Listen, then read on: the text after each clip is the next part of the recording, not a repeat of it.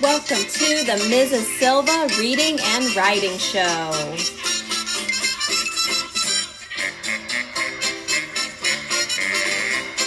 Hey guys, so we're working on organizing your writing this week. And organizing your writing is so important because the more we organize, the better our writing is. And that's how authors write. They have to organize before they write their books. When they write a book, it goes through lots of drafts and things like that, and you've seen that too. And so one of the ways that we're going to talk about organizing our writing is through bold beginnings. You want to create what we call a lead, which is that hook that we've talked about.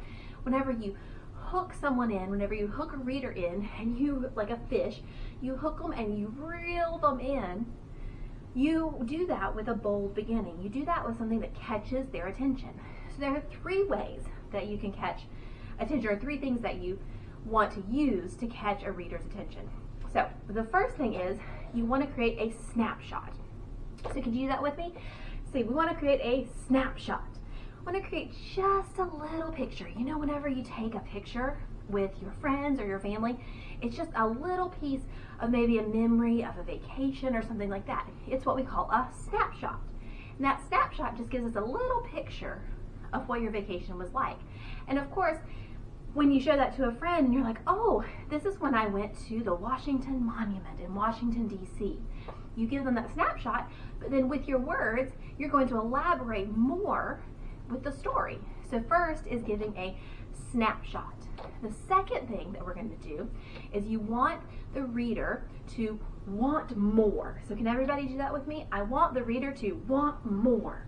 So you want to create a lead that gives the reader something that says, oh, I want to read more of this. I want to keep reading. You don't want them to toss the book aside and say, don't want to read any more of that. So your goal is to give a snapshot and to make the reader want more of whatever you're writing or whatever they're reading. So two things so far. Our third and final things after snapshot and making the reader want more is you want the reader to have questions. So everybody say it with me.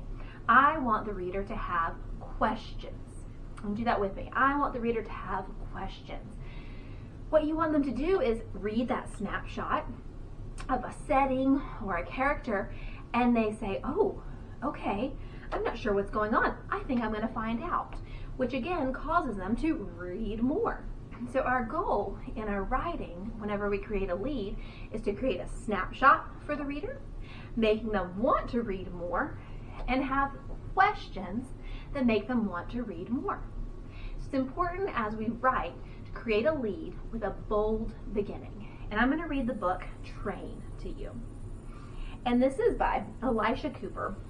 And it has lots of different ways that we'll talk about later that give you a snapshot, that make the reader want to read more, and that also give you those questions.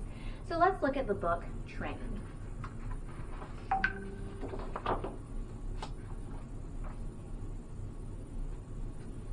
Train by Elisha Cooper. The train leaves in minutes. Passengers buy tickets and rush across the floor to where the train is humming on its tracks. Conductors look up the platform. They check their watches. 1 minute, hats wave, whistles blow. All aboard! Not all. A passenger jumps on at the last second. The doors whoosh shut. The train pulls out of the station. And out of the city. The train is a red-striped commuter train. The conductor swings down the aisle, shouts, "Tickets, please!" and snaps holes in the tickets with his punch. The train clatters past ball fields and bridges and past backyards and ponds. Main streets flash by. The view changes every second. Hello, town. Goodbye, town. On to the... Oh, we've created a question right there. On to the... ... What kind of question? Where are they going? Let's see. Next town. The commuter train slows with creaking brakes. Announcements crackle. Some words get lost. We are arriving at... The train stops at a small station. Passengers off, passengers on. As the commuter train waits, another train roars past on another track. A larger train, a bright blue passenger train, hurrying between the cities. The train is late, so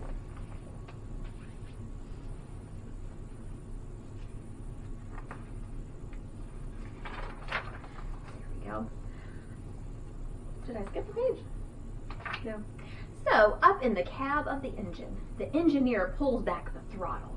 The passenger train powers forward. It hurtles past barns and farmhouses. The engine is so big, it makes other big things look small. The engineer sits very still, but his fingers are always moving. Pushing levers, turning dials, he taps a blue button. Long, long, short, long. And the horn blares out. What do you think he's tapping for? Why is he doing long, long, short, short? Again, that's a question. It makes us want to read more. What's going to happen with this train? Across the valley of fields and steeples, as the train approaches a rail crossing, it sounds like a storm. As the train passes, it sounds like dropped pots and pans. And again, those are some onomatopoeia words. As the train leaves, it sounds like the da-dum, da-dum, onomatopoeia, of a beating heart. Then silence. But up ahead, the passenger train keeps going, thundering into the outskirts of a Midwestern city filled with smokestacks and factories and belching steam. Tracks weave in and out. Small animals scurry under the tracks. The passenger train crawls over the tracks through a jungle of gravel, wires, and dirt.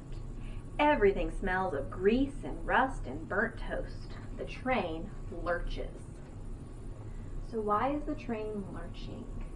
Where is it going to next?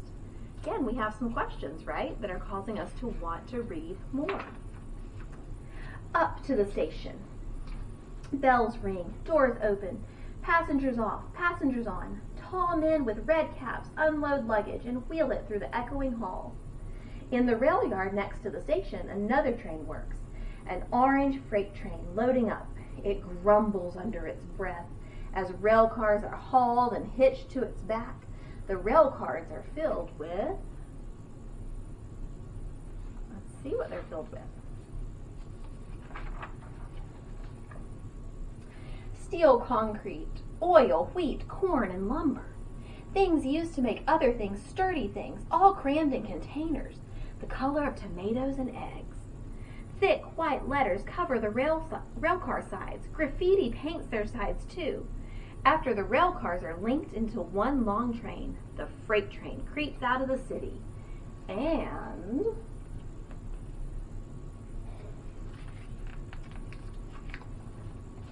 across the Great Plains, it rolls past the wheat and prairie grasses, past silos and barbed wire, past a lone hawk circling under a big western sky. The freight train rolls slower than slow. So slow it's hard to tell it's moving, as if the train and the clouds above were having a race to see which can go slower. Slow, slow. And like the clouds, the train does not stop. Do you notice that word slow, that we've added some extra O's? Elijah Cooper added some extra O's in there. Remember, that's what we talked about last week. Whenever we convey what our tone of voice is, that's one of the ways that we can convey our tone of voice, is adding in those extra letters.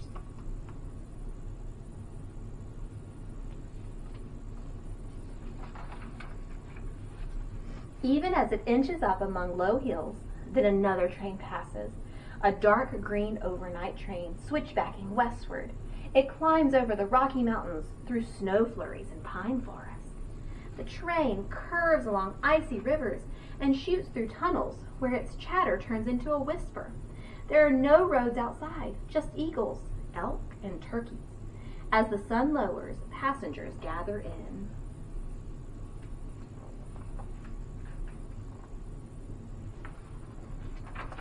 The dining car, where the waiter sways down the aisle with her tray. She doesn't spill a thing. Plates of meatloaf, potatoes, ice cream, and pie, a movable feast.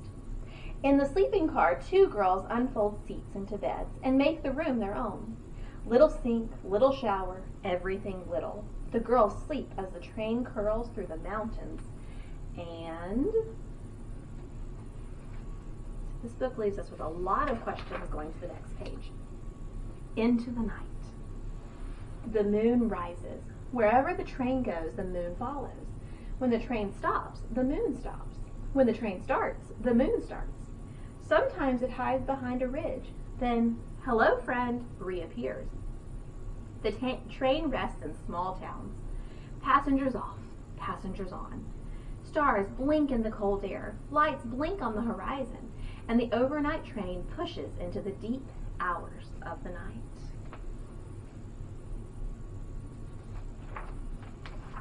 And wakes to the morning sun. Passengers wake to biscuits, butter jam, and coffee. Outside, everything is different. Mountains have turned into orchards, snow into grass, boulders into cattle. Now accelerating into view across a wide green valley, one last train passes, a sleek and white high-speed train, blurring a streak across the land. Swoosh! Another onomatopoeia word.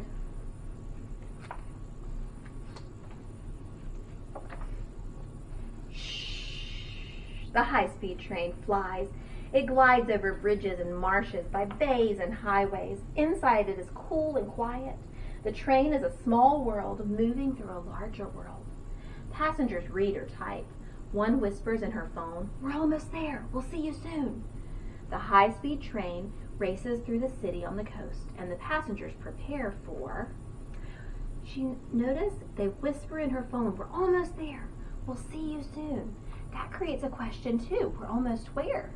Who are they going to see soon? Again, giving a snapshot, making the reader want to read more, and giving questions. The end of their journey. They close their books, they pack their bags, they think about what's next. A clean bed, a warm dinner, they are almost home. And with a slowing turn into the station, and an easing of speed, and a sigh of brakes, and a gentle last thunk, the train stops.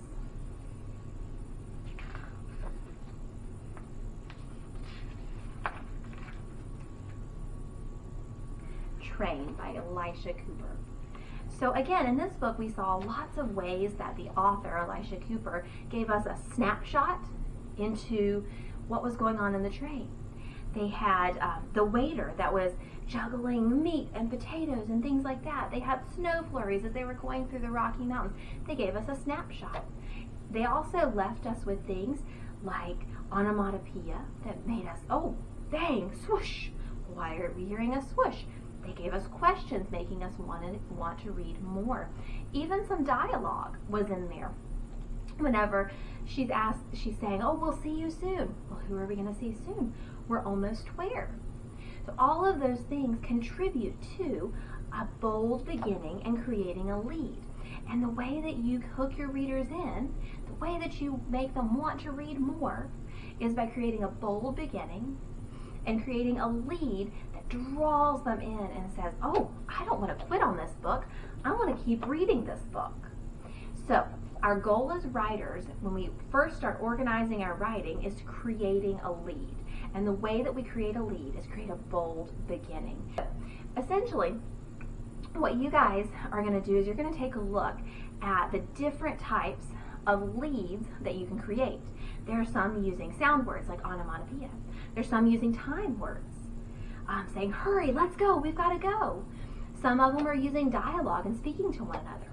Many of them give the snapshots of a character, or the snapshots of a setting, or they foreshadow, they kind of get everything started and you're like, what's going on? Creating those questions.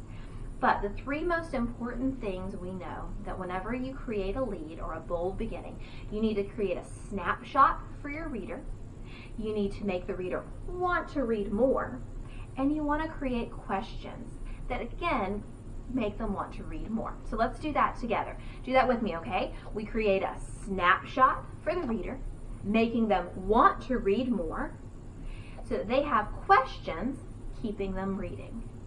do it one more time together. We're going to create a snapshot for the reader, making them want to read more so they have questions to keep reading. And that's important as an author, as a reader, as a writer, all of those things, because again, you don't want to read a book if it's not going to keep you interested. You're going to toss it and say, nope, I'm done with that. But if you have a bold beginning and something that hooks or draws you in, giving you a snapshot, making you want to read more, and creating those questions, then you're going to have a book that people are going to read. And it's a book that you probably want to read too. So how do you create those bold beginnings? Let's take a look and find out.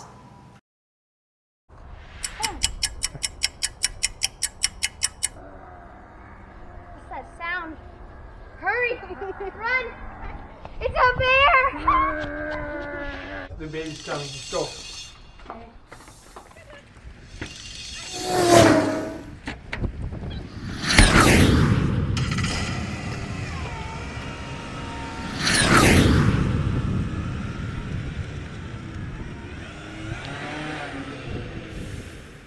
But not everyone was in the car. There was one person left behind. Remember to listen for sound words.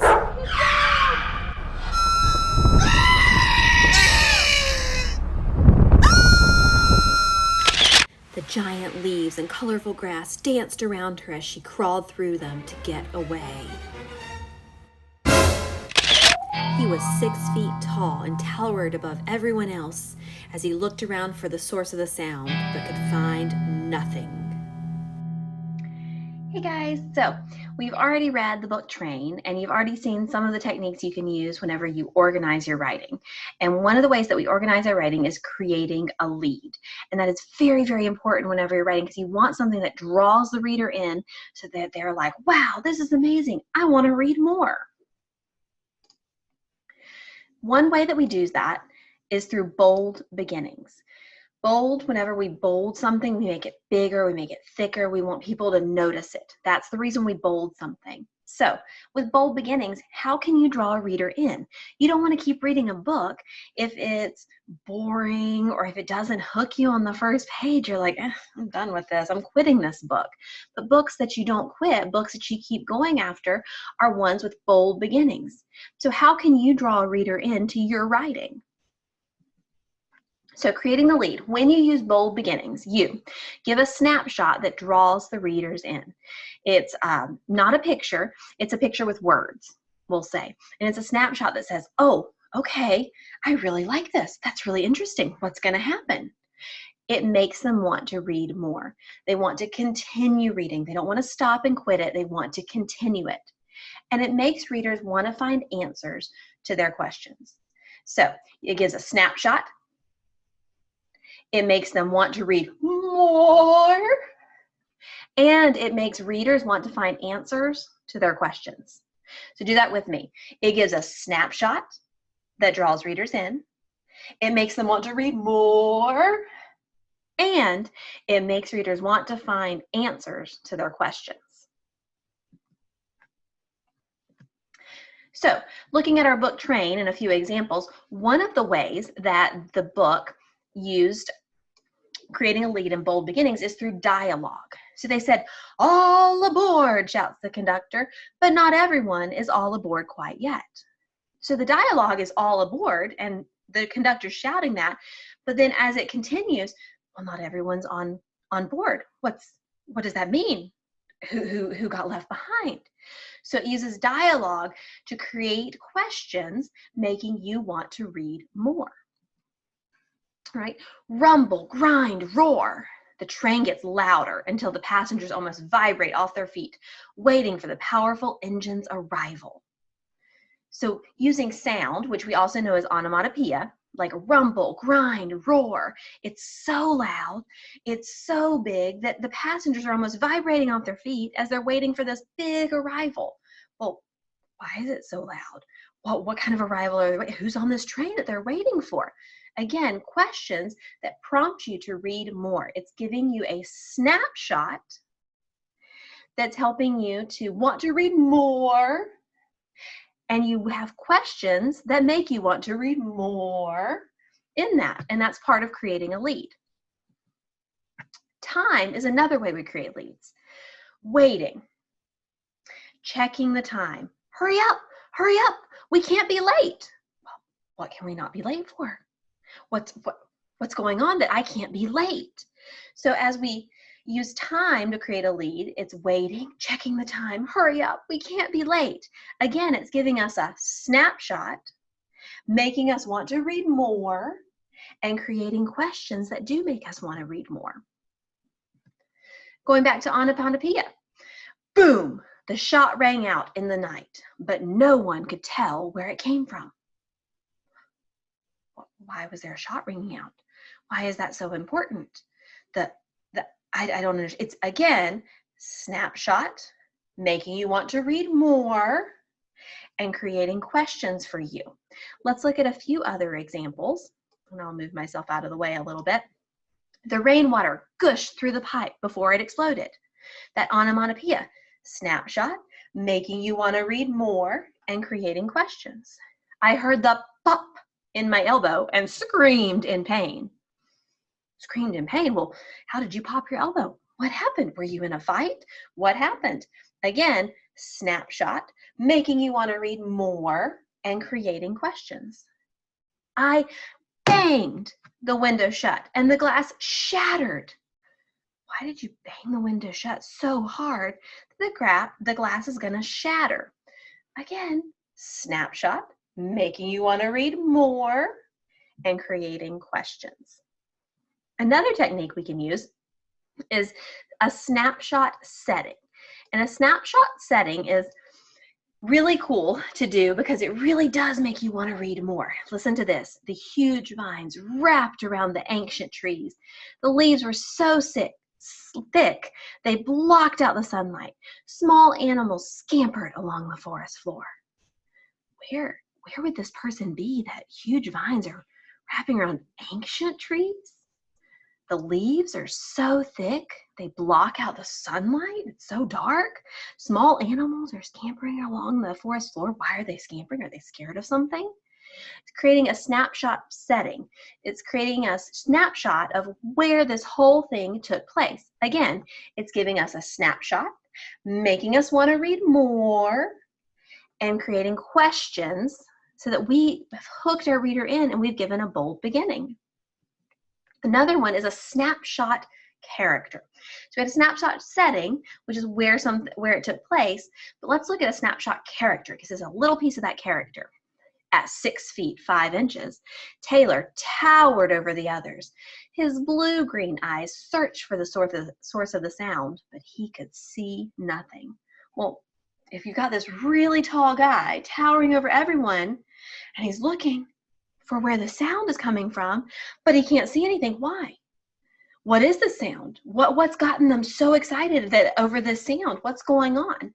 So again, our snapshot character is giving us a little piece of that character. It's telling us a little bit about him, but he can't even see. You're like, well, why can't he see? Again, it's giving us a snapshot. It's making us want to read more, and it's creating questions for us. It's creating that lead. And finally, another technique we can use to create leads is foreshadowing. And just think about this word, foreshadowing. It's kind of giving you a little bit before you actually start the reading. It's giving you a little glimpse of something before you actually get really into the book. So foreshadowing here is, if only Taylor had known the danger before he stepped into the forest. Well, what kind of danger is in the forest? If only Taylor knew, what's going to happen? I mean, obviously something is going to happen to Taylor because there's danger in the forest and he's stepping into the forest, but he doesn't know there's danger in the forest. Again, it's giving us a snapshot, making us want to read more, and creating questions. So that's foreshadowing, and that's another way that we can create a lead. So now it's your turn. Your turn to create a bold beginning. And again, bold beginnings, we want to hook that reader in just as if you were fishing, and you want to reel them in, and you want to make sure that they keep reading and reading and reading. And the way we do that, let's do it together, is giving a snapshot of what's happening, making readers wanting to read more, and creating questions. So the way that we do that is a snapshot, making them want to read more, and creating questions. Now, your job is to write a new bold beginning for train that contains a fact that you learned about trains. You must include a bold beginning using one of the techniques that we just learned, that we just went over. It must include 2 to 3 sentences. Remember, it's just a beginning, so this is not a whole book. You're just creating a snippet. You're creating a snapshot. Make sure you do use complete sentences and correct grammar as you're writing. Read it back to yourself. Read it back to your mom or your dad or your grandma or your grandpa. Read it back to your dog. Read it back to your brother or sister. But make sure you read it back to yourself. Does it make sense? Does all of this make sense? And is it giving me a bold beginning? Is it giving me a snapshot? Is it making readers want to read more? And is it creating questions in their mind? So it's your turn to create a bold beginning. Good luck.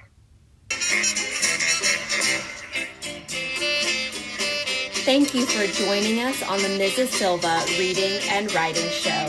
We'll see you next time.